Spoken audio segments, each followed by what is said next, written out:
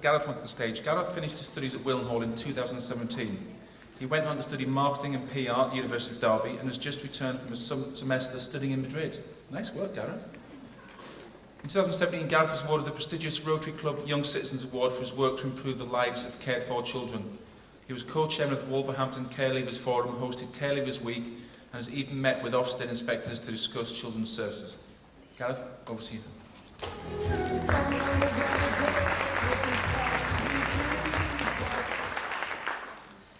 Hello everyone. I'm going to tell you a little story over the next 5 minutes about how I used my brain to break out of jail. That's right, I broke out of jail. But before we get into that, I just want to go back a few steps to how I got to where I am today and this position that I'm standing in at this current moment. I wasn't always a university student, and I certainly wasn't always on the path to my dreams and the path to becoming who I wanted to be. I started off, I was about 3 years old and I got forced into the foster care system. For those of you that don't know what foster care is, you may have watched TV shows such as Tracy Beaker, and let me tell you something. When you see Tracy Beaker on TV, foster care is nothing like that. It's you as a child, a young child, being thrown into a stranger's house, just like being at your friend's for a sleepover for the first time ever. It's 3 a.m. in the morning and you need to go to the bathroom, just as most kids might need to do in the middle of the night. And you wonder, you lie there and wonder, are you allowed to get out of bed? Wander around the house, go to the bathroom. It seems so insignificant, but actually, when you're a young kid and you're in a stranger's house, it becomes everything. Let me relay this to those of you that aren't in foster care. If you're in your friend's house and you've just had a sleepover and it's all gone amazing and it's the next morning, you wake up and you turn and you see that your friend is still asleep, but you're really, really hungry because you haven't ate overnight, and so you lie there and you think, am I allowed to go down the stairs and get breakfast for myself? Or have I got to wait for my friend and their parents or their carers to come and do it for me? And you lie there and you feel like you're stuck in a cell and you can't get out. You don't know the answer to this problem that you're faced. When I was going through school, I wasn't the smartest of kids. I failed, and not only did I fail once, I failed multiple times.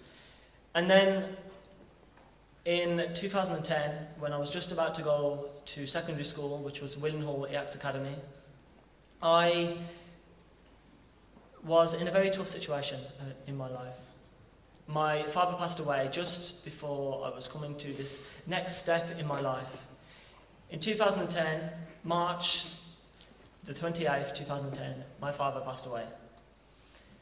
Bearing in mind though, at this point I was in foster care, and I'd been in foster care for a number of years, one side of Wolverhampton to the next. And I, luckily, after being in foster care for a year, my sister joined me, so at least I had that one person. I was close to my dad, but when he passed away in 2010, I didn't know what to do with myself. And over the few years following that, I pretty much lost contact with my mum because I wasn't that close to her, and I haven't spoke to my mum in about 8 to 9 years. And for those of you that live with your parents or carers, can you imagine not speaking to them for more than a week, let alone multiple years? It's not because we don't want to speak to each other, it's because it's just not important to the both of us. It seems better for both of us to get on with our lives. And when I reached the age of about 15 or 16, I started getting involved in Wolverhampton Council, doing things like what's named total respect training, teaching the older people in the council and teaching teachers basically how to take in and really understand young people's views. I sat on interview panels, interviewing some of the people that were involved in Wolverhampton Council, and then I managed to win 2 awards in a very short space of time. And that's when my life changed forever.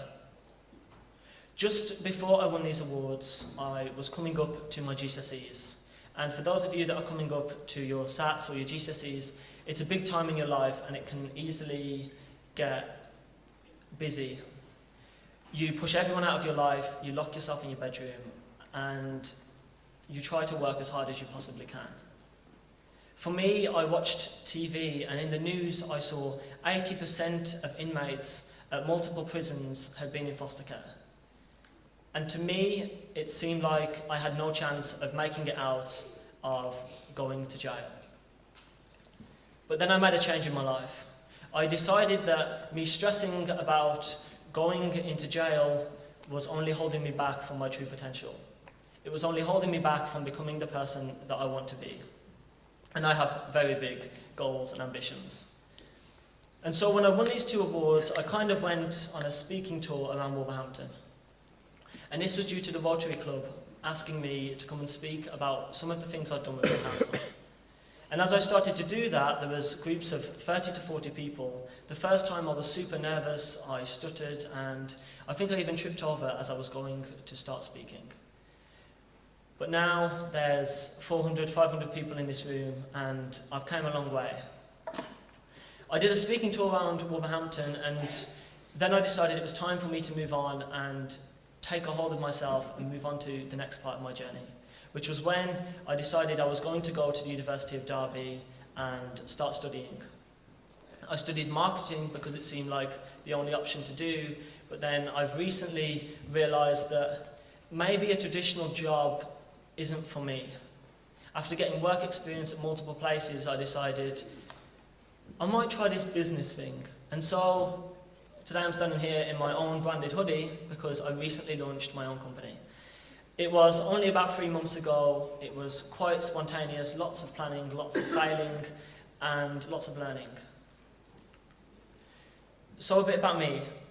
I used to get called weird. I used to get bullied at school. And sometimes I looked like an alien to everyone else in the classroom.